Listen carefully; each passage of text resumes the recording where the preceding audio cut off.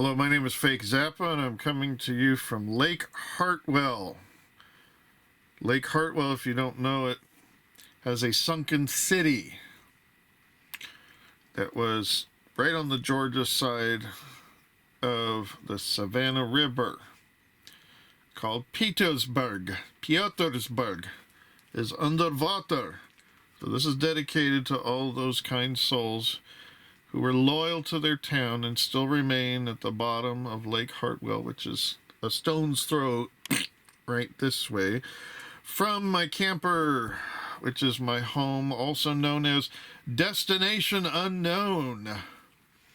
And I'm going to continue here more than one chapter for those of you who have the attention span and are willing to keep listening because you're too cheap to buy this piece of shit. And maybe you're like me and you want an audiobook. This is the closest thing to an audiobook that there is. And in case you're wondering, this particular reading was personally endorsed by the Zappa Family Trust. And I have the paperwork right here to prove it, in case anybody's wondering if what I'm doing is sanctioned legally or not. This is chapter 11, starting at page 221, if you don't include this amazing realistic illustration done by,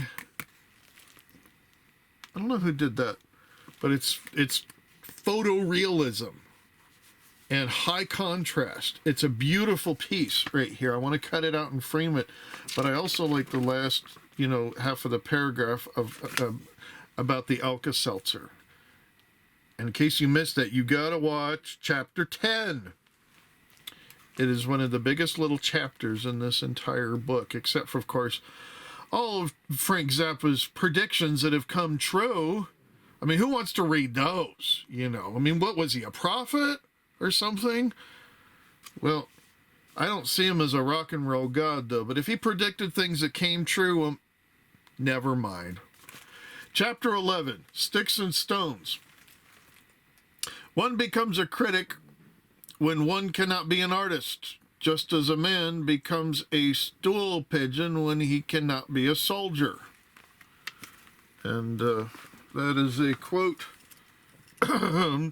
written in italics, tiny italics, by Gustave Flambert. Letter to Madame Louise Coulet, August 12th, 1846. Here's from a Frank Zappa old interview. This was, quote, borrowed, end quote, by the screenwriter of the film Rich and Famous. Quote, definition of rock journalism: people who can't write, doing interviews with people who can't think in order to prepare articles for people who can't read, end quote. Page 221. The people most offended by my lyrics seem to be rock critics. The audience usually likes them. I have been attacked in print on a personal level for years by people I have never met who appeared to be trying to punish me for having the nerve to write on certain topics. One newspaper in Colorado described me as a, quote, degenerate, end quote, and a menace to society. Most album reviews sidestep the musical content because the writers with enough musical knowledge to discuss music do not usually cover rock and roll. Whatever image I may have in the marketplace has been based, to a certain extent, on the opinions of the people poorly qualified to make judgment in the first place. Some examples. Mothers and dads. You thought that the Beatles were bad. You grew up in the arms of the Rolling Stones. You got up in arms about the Rolling Stones. Sonny and Cher made you cringe. Well, as the man said, you ain't seen nothing yet. The Mothers of Invention are here with an album called Freak Out. Some suggested it would have been called Flake Out. They come from Hollywood. Their clothes are dreadful. And I dig mod clothes. Their hair and beards are filthy. They smell bad. You just can't believe it. So mothers and dads, next time the Beatles, the Stones, or Sonny and Cher come to town, welcome them with open arms. Next to the Mothers of Invention, the other groups come in like the Bobbsey Twins. That was from Lorraine Alterman, Detroit Free Press, July 15th, 1966. I guess you might call it surrealistic painting set to music. Not content to record just two sides of musical gibberish, the Mothers of Invention devote all four sides of their type of, quote, artistry, unquote. If anyone owns this album, perhaps he can tell me what the hell is going on. The Mothers of Invention, a talented but warped quintet, have fathered an album politely entitled Freak Out, which could be the greatest stimulus to the aspirin industry since the income tax. That was from Pete Johnson, the Los Angeles Times, August 1966. Why they write that stuff about me. Rock journalists did not exist in 1965 and 1966 when the Mothers started out.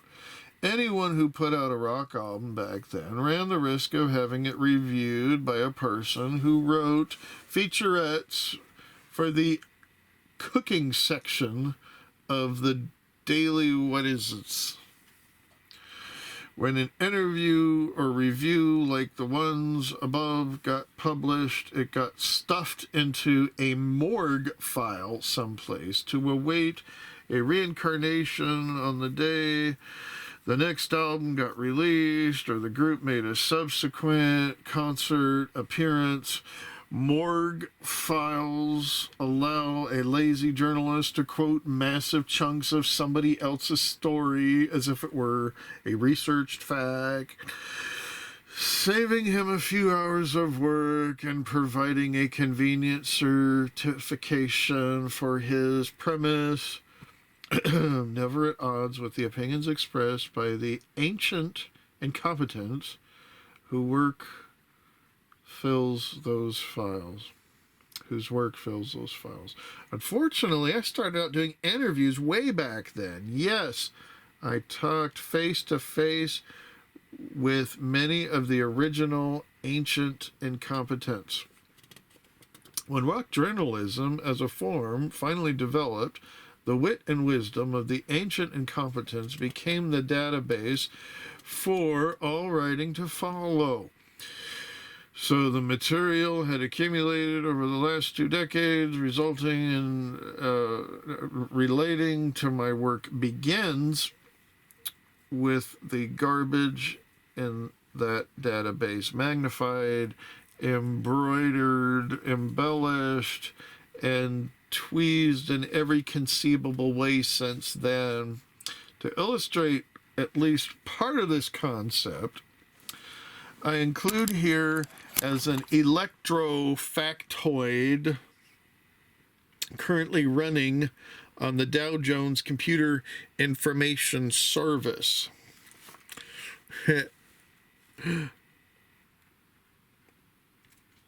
Frank Zappa, pronounced Zappa, the right here, if you could see it. There it is. The rock music star Francis Vincent Zappa, born Baltimore, Maryland, December 21st, 1941, is a musical satirist and an originator of what is known as freak rock. After founding a group called the Mothers of Invention in Los Angeles in 1964, Zappa and the other members of the group devised a stage show that combined experimental music, anarchist satire, and surrealist comedy with deafening sound and a dizzying light show. His work has had a wide influence, and the first of his many albums, Freak Out, 1966, which many consider to be a rock opera, and inspired the Beatles' thematically unified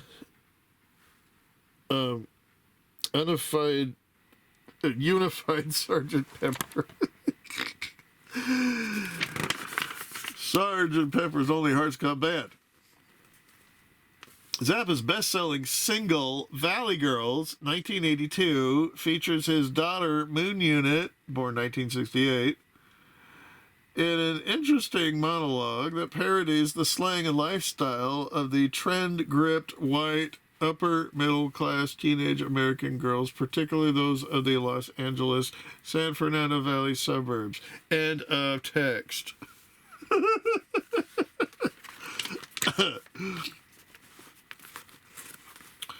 Why people don't understand my stuff. There are several reasons why my music has never really been explained in the press. For one thing, the people who write the articles don't really care how it works or why it works.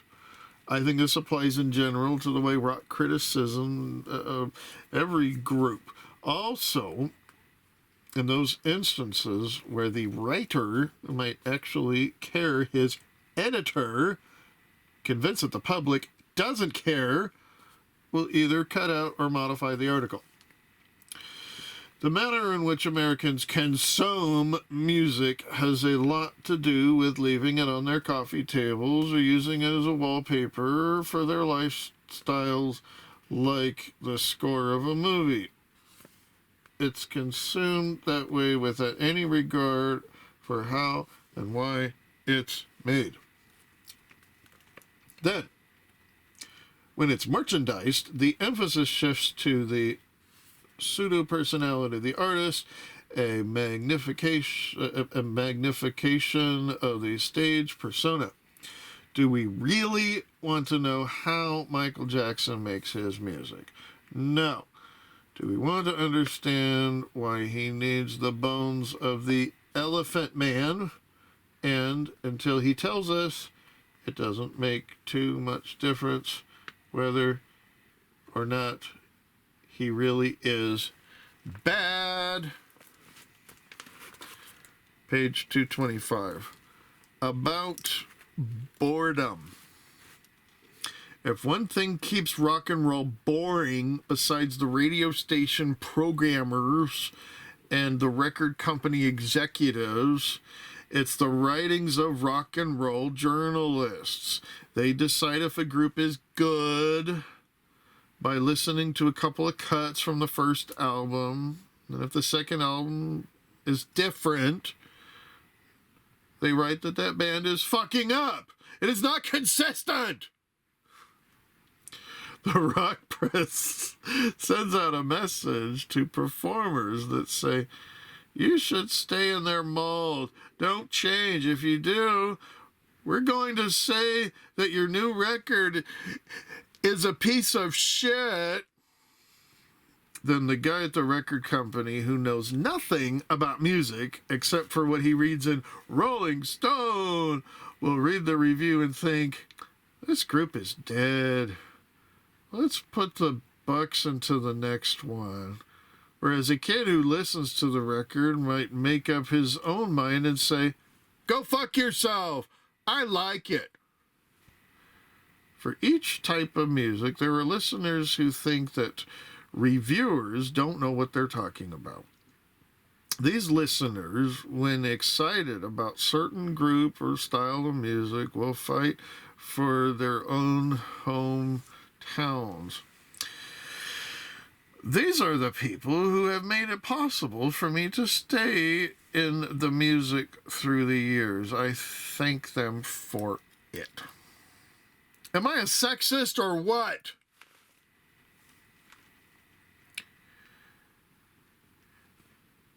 If you were to take all the lyrics I've ever written and analyze how many songs are about women in demeaning positions as opposed to men in demeaning positions, you would find that most of the songs are about stupid men. The songs I write about women are not gratuitous attacks on them, but statements of fact. The song Jewish Princess caused the Anti-Defamation League of the B'nai B'nai to complain bitterly and demand an apology. I did not apologize then and refuse to do so now. Unlike the unicorn, such creatures do exist and deserve to be commemorated with their own special opus. The basic function of any ethnic protective PR organization is to do what Congressman Duncan Hunter, Republican, California, suggested on the Larry King Show: maintain the fiction. He used it in the context of protecting the Reagan administration during the Iran-Contra scandal, suggesting it was our duty as Americans to support the president by looking the other way. Italians have an organization which seems to maintain the fiction that no Italians are in the mafia, nor do they sell drugs while engaging in murder for hire. If you want to believe that, fine. Welcome to Fantasyland. If you want to believe that wrestling is real, go for it. If you want to believe that women are a wonderful species that never goes to the toilet, can't possibly do anything wrong, is completely superior to men, then believe it. Whatever makes you feel good. Why they don't play my stuff on the radio? Sometimes a radio station will get one phone call from one person who screams that he is going to complain to the FCC. Instead of a guy at the station thinking about how many listeners love the song, want to hear it again, and who will support the station for playing it, usually the guy panics and takes my record off the air. I object to that. It has never mattered to me that 30 million people might think I'm wrong. The number of people who thought Hitler was right did not make him right. The same principle should be applied to anyone who has an individualistic attitude. Why do you necessarily have to be wrong just because a few million people think you are? Page 228. One Nation Under Beer. And he's got the Holy Bible, and he's got the, I don't know what team that is, some kind of football thing. Foreign soil. And now, page 229, chapter 12. America drinks and goes marching. During a lecture in San Francisco, someone asked, if you're against drugs, why do you smoke cigarettes? I answered, to me, a cigarette is food. I live my life smoking these things and drinking the black water in this cup here. This may be a baffling concept to the people in San Francisco who believe that they will live forever if they will stamp out tobacco smoke. The drug question comes up all the time in interviews because people refuse to believe that I don't use them. There seems to be a consensus in America, since so many people in all walks of life use drugs, that a person can't possibly be normal if he doesn't use them, if he doesn't use them. If I tell them I don't use drugs, they look at me like I'm crazy and question me about it. Between 1962 and 1968, on maybe 10 occasions, I experimented with the, quote, joys, unquote, of socially circulated marijuana. It gave me a sore throat and made me sleepy. I couldn't understand why people liked it so much. If I had liked it, I'd probably be smoking it today, since I like to smoke. Americans use drugs as if consumption bestowed a special license to be an asshole. Whatever heinous act they might have participated the night before can instantly be excused by saying they were high when they were doing it. Although the magic of the altered body chemistry America in the 80s have developed into an enormous hatchery for consumers. Corporate policy, itself influenced by drugs and alcohol, has decreed the breeding and maintenance of hundreds and millions of helpless literates destined to spend their lives buying useless shit. When the shopping spree is over, the victims of this policy will gather in sad little groups and show their treasures to each other, discussing how they'd be going to keep them, since the government is always trying to tax them away. So,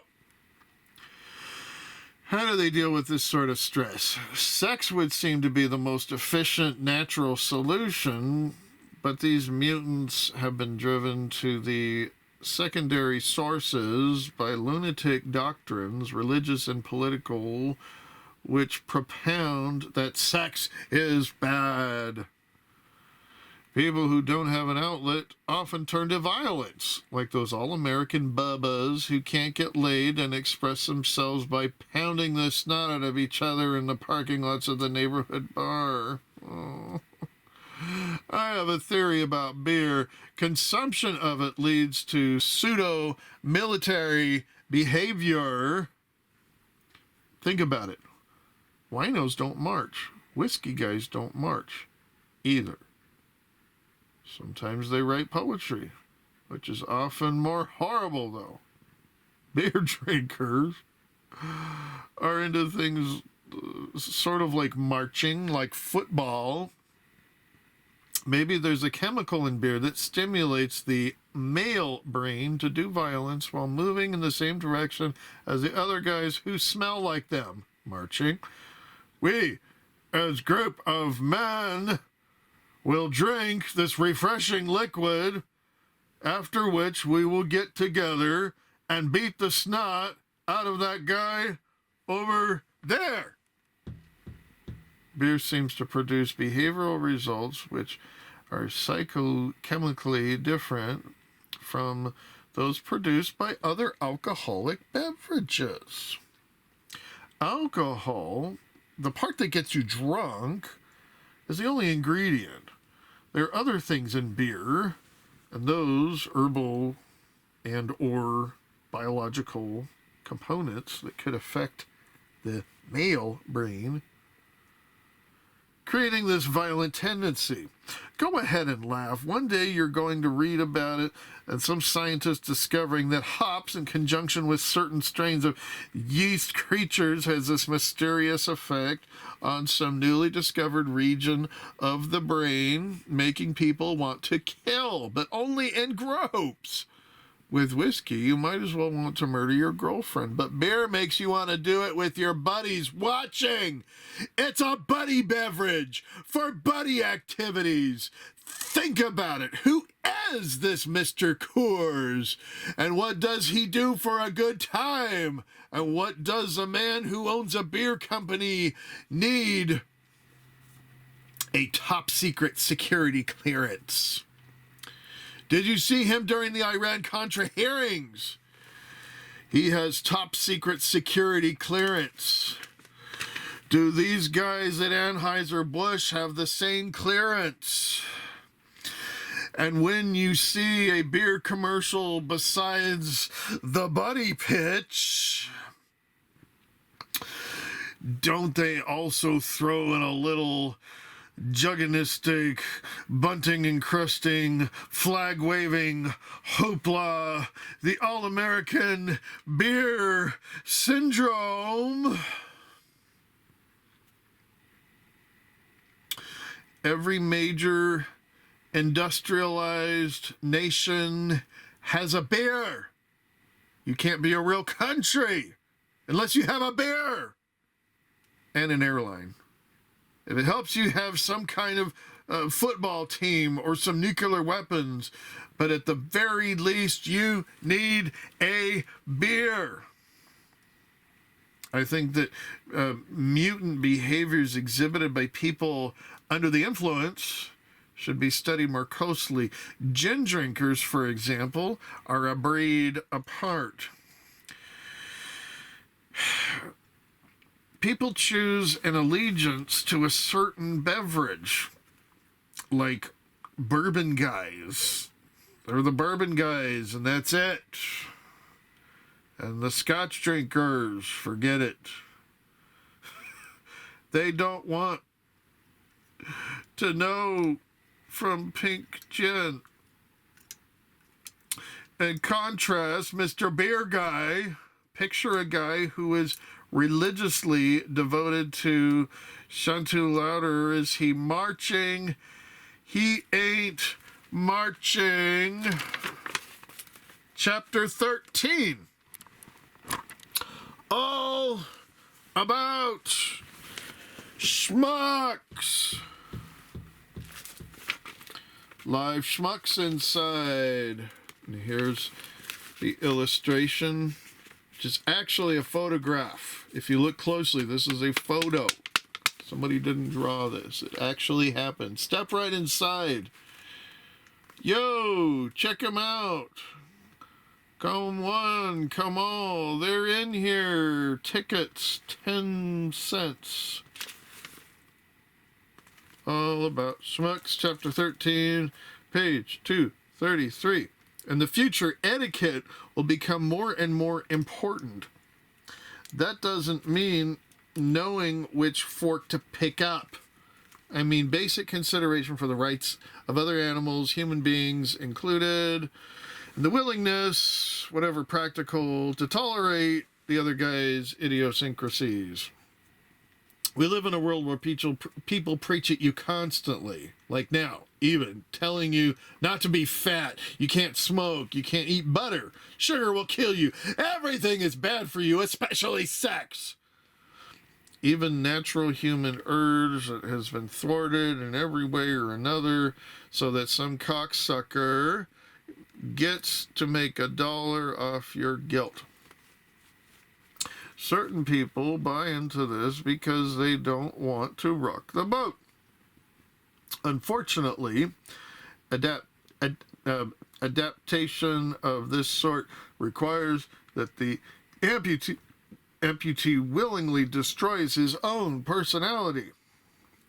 If you wind up with a boring, miserable life and you listen to your mother, your dad, your priest, some guy on television, any of the people telling you how to do your shit, then you deserve it. If you want to be a schmuck, be a schmuck. And don't wait around for the respect of other people. A schmuck is a schmuck. I suggest we learn how to take anything bad that happens to us and polarize it instead of being overwhelmed by a negative event. Dodge to the side like those Tai Chi guys and let it whiz by your pants. Maybe it makes a little breeze. Big deal. Please don't mistake this for optimism.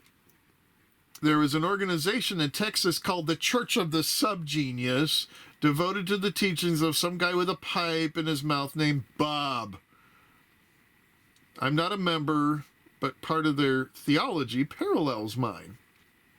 As the planet gets more crowded, we must realize that slack is precious, schmucks are plentiful, impediments are impractical, and werewolf etiquette for self-defense is a personal necessity.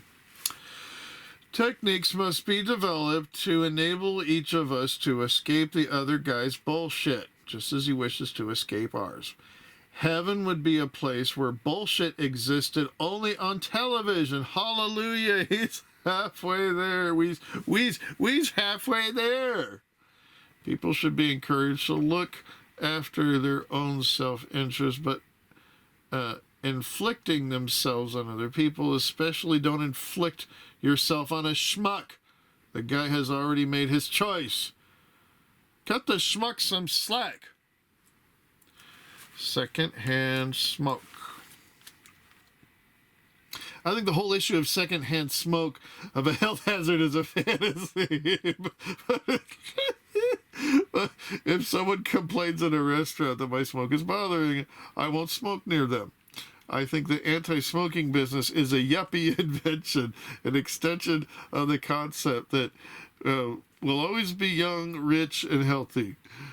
People who would ordinarily be chain smoking and loving every minute of it are now eating salads and jogging till they puke. If they want to live that kind of life, fine. I have other priorities. I like tobacco. As a kid, I took cigarettes out of ashtrays and pulled them apart to see what was inside. I like the way tobacco smelled. I didn't care whether it was fresh or stale. Some people like garlic. I like tobacco. I like pepper, tobacco, and coffee. That's my metabolism. I didn't smoke till I was 15 because of my asthma. My mother always told me, if you smoke, you'll die. One day I had the opportunity to smoke a lucky strike, and I didn't die. The only times I stopped smoking was when I had a cold. Once when I got a chest cold in the middle of a tour, I stopped smoking. The funny thing happened. I noticed I could smell things that I couldn't smell before. Some people would say that was terrific. I didn't like it. I didn't like the way things smelled. I walked into a hotel room, I could smell the rug. The disinfectant is for smelling the great outdoors. I don't live outdoors. Outdoors for me is like walking to the car to the ticket desk at the airport. Who's your tailor? I just saw Reagan's Surgeon General, Dr. Koop, on CNN making this statement, and I'm paraphrasing here. The behavior of smokers is pharmacologically the same as that of heroin addicts and cocaine addicts. Oh, really? Who is this geek with the bogus epaulets on his shirt? Yeah. Since when does when does the Surgeon General get to wear a costume? The bow tie and a beard. Okay. Throughout his tour of duty, this doctor, end quote, has dispensed to the American public what I consider to be unscientific information from what appears to be a fundamentalist perspective and a wide range of health matters. His explanation of the origins of the AIDS epidemic on an HBO special, for example, paraphrasing, it came from a green monkey in Africa, perhaps the native who was skinning it to eat it, cut his finger by accident, and some of the tainted blood got on him.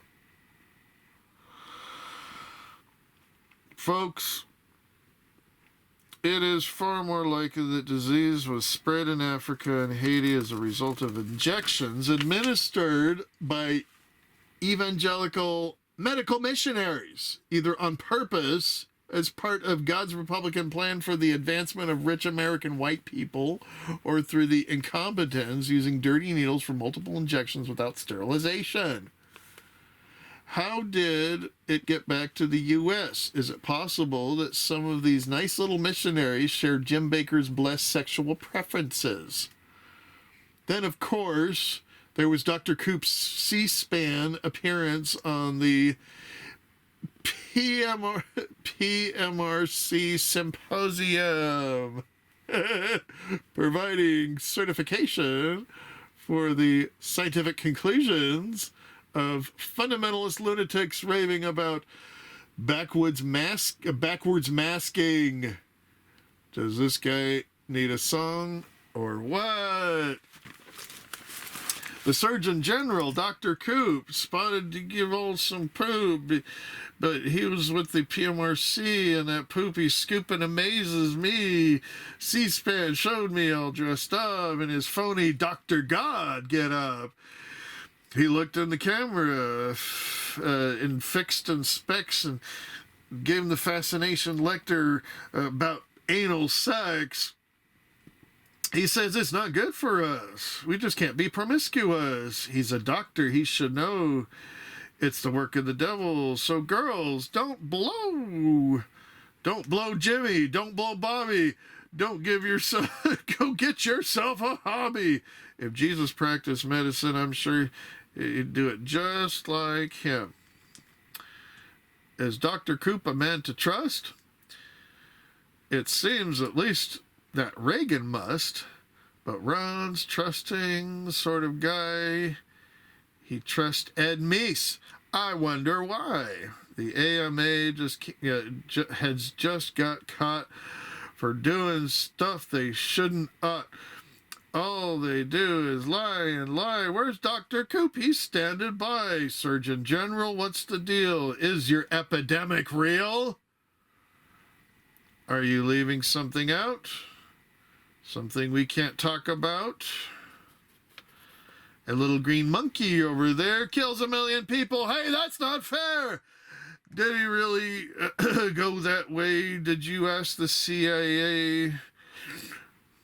Would they take you serious? Or they have been promiscuous? And that is from the album Broadway the Hard Way, 1988, the song Promiscuous, and we have this wonderful green monkey here spanking his monkey, apparently.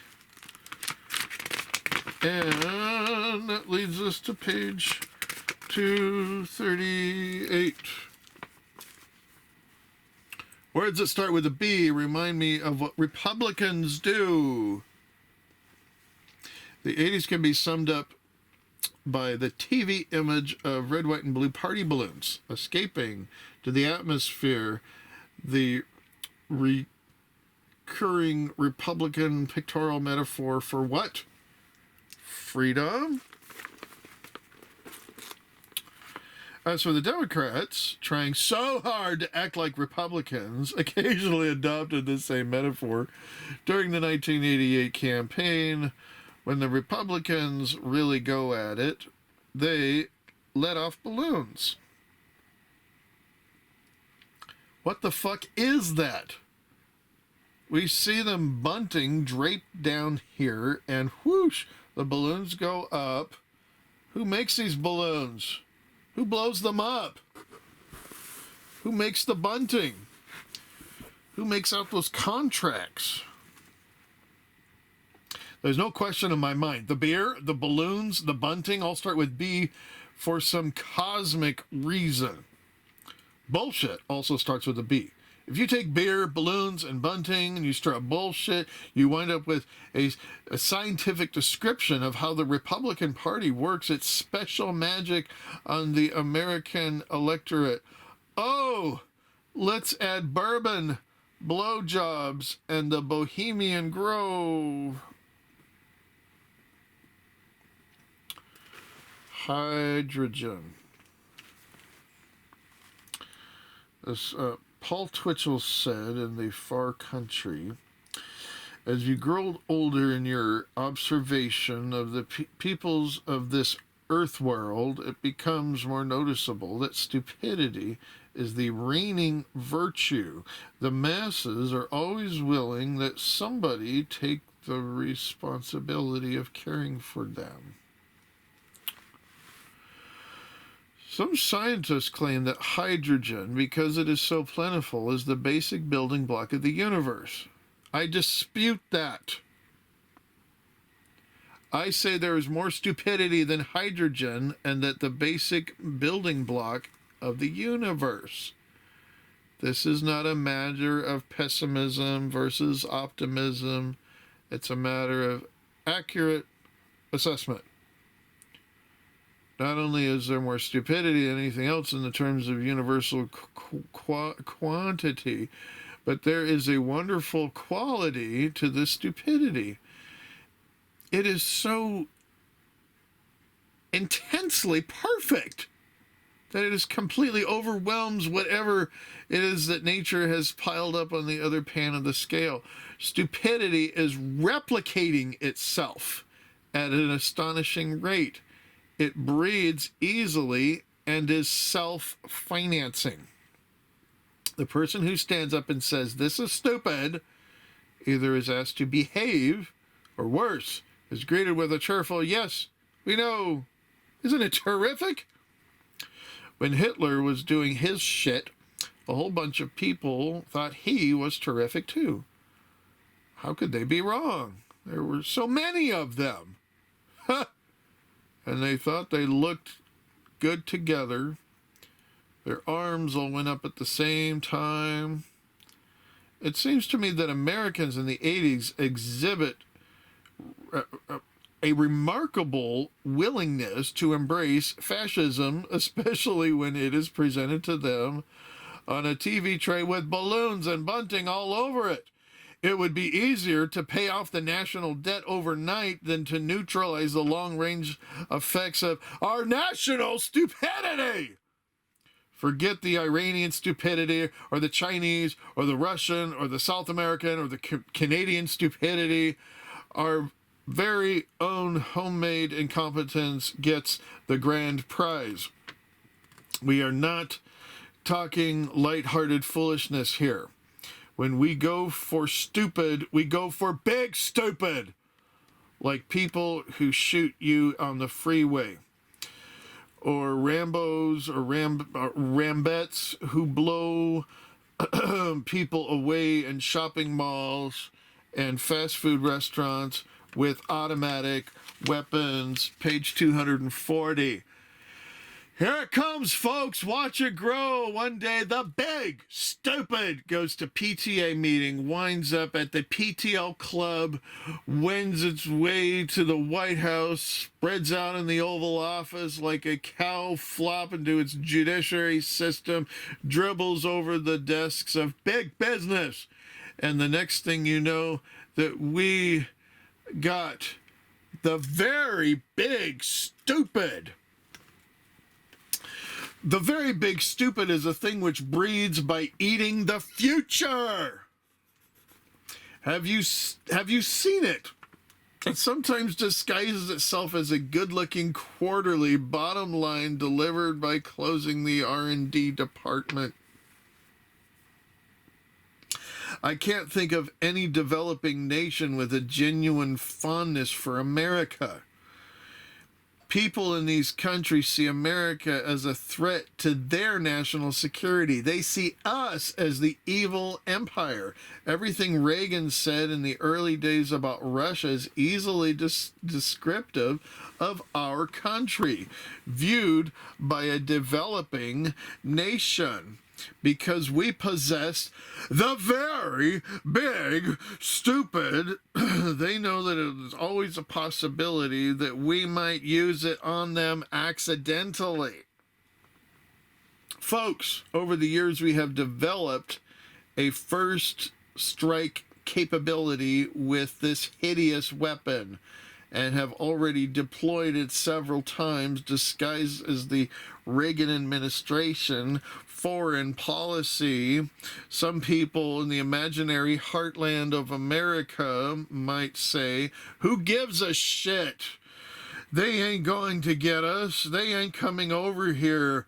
Why, some of them don't even have aeroplanes. That kind of guy has bought the stock in the very big stupid and is reaped a philosophical dividend which states on the face that a special Christian nation, we have the right to stomp over the other guys, manifest destiny. God is on our side, as we're supposed to do this, because we're the only creatures sophisticated enough to bring peace and sanity to the rest of the world. Phew!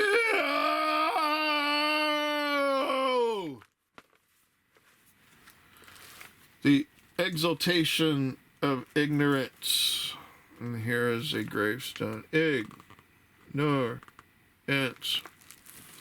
Stupidity has a certain charm. Ignorance does not. It has been said that ignorance is bliss. I'm not so sure. Perhaps I've been deprived of it in this regard, but never having been truly ignorant, I find it difficult to speak with any authority on the topic of such a blissful state.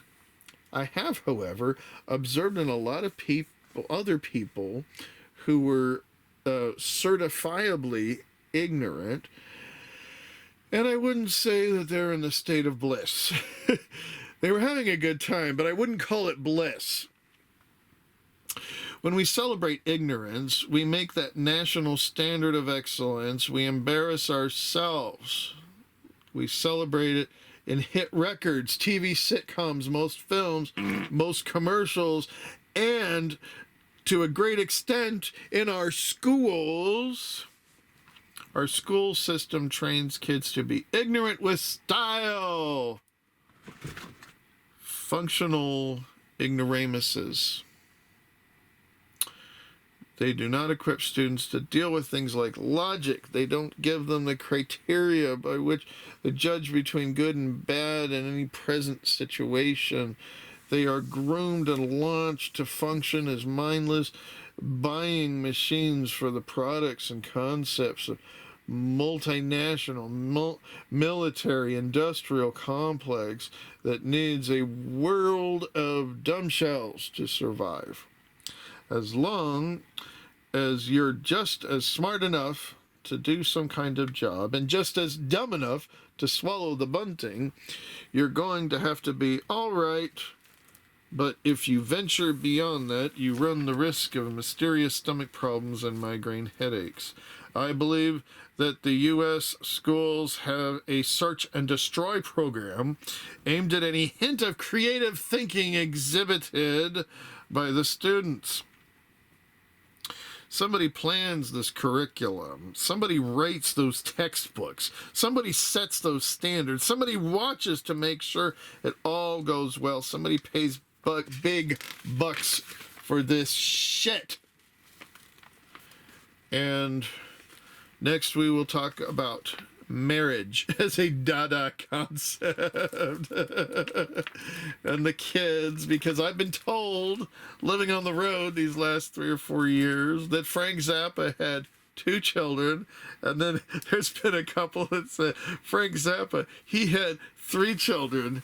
I mean, and then there was some kid like who was like born in the early 90s or something overseas, and he had the audacity to say that Frank Zappa actually had 4 children, and you will find out next time how many kids Mr. Zappa actually had if you don't believe the fake Zappa story, which is available at fakezappa.com for those who don't like sad stories. But when it comes to cigarettes, I had a conversation with a guy in the Atlanta suburbs, and I was talking about how when I spent almost 6 months in Georgia in the year of 2021, especially the last 4 months in Georgia, it was like a fucking chimney, and how secondhand cigarette smoke literally made me sick. I would be in a very cigarette hyper environment that there was not much I could do about it, and I would be sick and coughing for hours, maybe days, after that, and so, I love Mr. Zappa.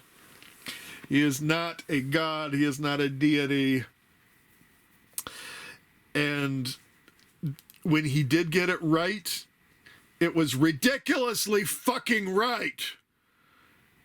And when it comes to pandemics, when it comes to health misinformation, it'd be interesting what he would do in 2022.